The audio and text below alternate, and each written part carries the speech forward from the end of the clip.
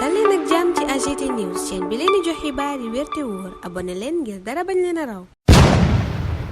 AGT News. Bismillah daleen ak jàmm ci chaîne bi ngeen taamul seen bopp AGT News. loi d'amnistie bi la yéene kaay yu bari xëyee ci seen xët yu njëkk Le Quotidien journal bu Madiambal Diagne bi ne Macky wone na projet démb yéene kaay bi ne booba lépp loi tege na ci kaw taabalu njiital assemblée nationale mi ngi soxal février 2021 ba février 2024 yéene kaay bi ne bi lépp loi nag bu sottee Ousmane Sonko mën naa jotaat ci éligibilité maanaam mën a bokk ci ay élection ñu di ko woteel muy wote yéene kaay bi ne yëfi nag nar naa gaaw ndax gannaaw conférence des présidents gu daje démb ñeel booba lépp loi commission des lois bee ko war a def te tey jii la koy def bés bi la jour ci xëtu tayam ji muy laaj ana kan la bi lépp loi arrangé yéenekaay bi tëggatam ci exposé des motifs ba maanaam lañu layal ca booba lépp loi jubluwaay ba bokk na ci delloo ñenn ñi ñàkkoon seen sañ-sañu wote mbaa ñu leen di woteel seeni àq ak seeni yelleef bés bi gis ca ab palanteer gun ubbil Ousmane Sonko waaye réew mi quotidien ma nga naan loi d'amnistie booba bu jàllee yi du tax Sonko bokk ndax yéenekaay baa nga naan ci xëtam gu njëkk Diomaye éligible Sonko hors champ réew mi ne fësal nañu la loi d'amnistie booba soxal ci exposé des motifs ya waaye enquête nee na projet de loi d'amnistie booba boo ko jàngatee ba jàngat ko Macky Sall moo cay delloo Ousmane Sonko éligibilité ñoom ñaar sax la journal bi fësal ci xëtam gu njëkk ci xët googa it la ñuy xamalee ne booba lépp loi dana jàll tey ca commission des lois ca assemblée nationale mbiram Ousmane Sonko ak Mame Mbaye Niang yéenekaay bi ne rëccut booba lépp loi ña def ñaawteef ci kaw yenn doomu aadama ca booba lépp diir itam daa mel ni rëccu ñu ndax ca enquête docteur Amadou Khoumayni Camara docteur en droit privé ma nga naan ña ñu def yooyele ñaawteef mën nañoo wéy di topp ña leen ko def tekkaaral gi waa Pastef def ci mile mbir itam ëlëm na enquête ba mu joxañ ka Les Échos moom joxañ setal gi Macky Sall bëgg a setal Ousmane Sonko journal bi gis ne raggu ko sax yem ca da koo eau de javel moom Ousmane Sonko ak ñam àndal jaaree ko ci bile projet de loi d'amnistie yéenekaay bi ne projet de loi boobale exposé des motifs ba ña nga ca joxoñ lépp lu soxal ay infraction criminelle wala correctionnelle yu ñu def ci ay jëf yu leer mbaa ci réseaux sociaux yi lépp yéenekaay bi ne loi bi fomp na ko ñépp ñu ñàkkoon seen ak ak seen yelleef itam ñu xañ leen seeni droit ci voté mbaa ñu leen di voté yéenekaay bi ne loi bi delloo na leen ka képp kuñ tëjoon moo xam tëdd nga bam jeex mbaa tëdduñu àtte nañ la am àtte wuñ la it yéenekaay bi ne loi ba dalay setal Vox Populi ne te booba lépp loi nag Macky teg na ko ca yoon ma ngay dem yéenekaay bi ne tàbbi na ca taabalu assemblée nationale démb conférence des présidents daje na ca commission des lois dana ko def tey Thierno Alassane Sall ca booba lépp journal di ñaawlu lu mu tuddee seconde mort des victimes député bi jiite république des valeurs ne lii lépp jubluwuñ ci lu dul setal mbaa fexe kenn du daan ñi defoon ay ñaawteef ci diggante 2021 ak 2024 le témoin ne waaye Macky moom décrispation la wax journal bi ne ña ngay focus ca loi d'amnistie ba président nee na la mu ca jublu mooy indi dal ci réew mi ndax bi lépp loi yéenekaay bi gis na ne bu jàllee bunti kaso lay ubbil Ousmane Sonko Bassirou Diomaye Faye ak ñañu àndal ñépp génn boole ci seet wecc ndax bi lépp loi ñañu àtteeg ñañu àttewul yépp lay ragg magistrat yi nag yéenekaay bi gis na ne loi bi dalee na yeew ndax la loi bay fomp ñoom magistrat yi sañatuñ caa def sañatuñ caa dindi tudd ko sax dañ leen di tere mbiram Adji Sarr itam la témoin ne loi bi da koy fomp bam set waaye mbiram Mame Mbaye Niang yéenekaay bi ne daa mel ni mooy wéy di tege ci kaw boppi Ousmane Sonko amnistie moom giseewu ko noonu la mu gis mooy ña defi njombe lañu bëgg a setal ci bi lépp loi daganal itam impunité Sud Quotidien ne ak lu ci mën a am loi bi moom yegg na assemblée nationale te daa mel ni léegi tey yëf yi sotti laas dikk ci juróomi ponk yu am solo ci booba lépp loi dikk ci décrispation di fitna gi njiitu réew mi bëgg a fay jaaree ko ca booba lépp loi bu la tribune gis neb gàcce gu soxal way politique yi bëgg a ragg seenu der fomp seeni ñaawteef yi nu fi def ba la ñu fee jógeel loola it la Amnesty International gis ca booba lépp yéenekaay ne impunité cote la Macky Sall bëgg a daganal jaaree ko ca booba lépp loi ca Dakar Presse Amnesty International ma ngay ñaawlu impunité maanaam def lu ñu weng te dara du la ca fekk Amnesty International ne bu ñu adopté bi lépp loi dafay firndeel ne état bu Sénégal daw na la mu waroon a def te mooy fexe lépp lu fexew ñu leeral ka àtte ko te teg ko ci dëgg ci le regard it Amnesty loola la gis waaye booba lépp journal moom gis na ni Macky Sall fomp na lépp jaaree ko ci loi d'amnistie bi Thierno Bocoum moom la mu gis ca bi lépp loi ca 24 heures mooy Macky Sall daf ñoo bëgg a imposer amnésie collective maanaam fàttaloo ñu ñun ñëpp ñaawteef yi fi xewoon l'observateur moom gis ca bi lépp loi le texte de tous les dangers waaye yéenekaay baa ngay indi ay leeral ci topp yu cour pénal international mën a wéy di topp ña def ñaawteef yooyu loi bi fomp Walf Quotidien sax loola la xëy joxoñ ne Macky Sall de fàtte na génn ndëgg sarax te mooy CPI cour pénal international yéenekaay bi ne ba tey mën naa wéy di topp ña def yi le ñaawteef loi bi fomp si PDS ca booba lépp loi yéenekaay bi gis leen ci jeexi jaaxa xamagun fu ñuy teg seen tànk Amnesty ñoom ña ngay wéy di dàq booba lépp loi bu weesoo booba lépp loi point actu gis ne Macky Sall yi mooy na ci ñu tëggaat processus électoral bi su boobaa Ousmane Sonko ak Karim Wade journal bi ne dañuy duggaat Amadou Mame Diop nag bu bu nu tegee ci loxom lenge yéenekaay ba ne ca loola lanu jëm kon Amadou Ba ak Bassirou Diomaye Faye yéenekaay bi ne seeni candidature fi mu ni wóoratut Les Échos ne li wóor ba wóor daal mooy Macky Sall moom bëgg naa dem ñaari fan weeru avril waxaat na ko waaye ne fi mu ne conseil constitutionnel lay déglu ca boobale journal ca Ndeela Faala ngay wax la waral ñu tànn ñaari fan weeru juin gannaaw dialogue bi boobale bis moom ca Ndeela nee na moo gën a néewi gàllankoor l'info ne lañu sukkandiku ba jàpp boobale bés bokk na ci xew-xewu diine yi yéenekaay bi ne ca waxtaane luy tolloog fukki dat ak ñaar jàpp nañ ko fa waaye bu ca ne dafa am gàllankoor ñaari fan weeru février atum 2025 sax yegg nañ fa waaye 2 juin dafa dellu si juróom benn yoon ca proposition ya ndax boobale bis dana sàmmonteeg article LO 137 bu code électoral journal bi ne koor gi carême bi daaka Pentecôte ca lañu sukkandiku ngir wax ne élection mënta am diggante mars ba mai l'observateur ne lu ngeen ca mën a dégg daal dialogue bi moom yokk na mandat wu Macky Sall ndax bëgg nañu tëgg élection yi lu weesu ñaari fan weeru avril Macky mooma Le Soleil ne jébbal nañu ko rapportu dialogue ba démb mu fas yéene jublu ca conseil constitutionnel laaj leen ci seen xalaat la tribune moom la mu xalaat ca moomale mbir mooy Macky Sall la ñu jox rapportu dialogue boppam yor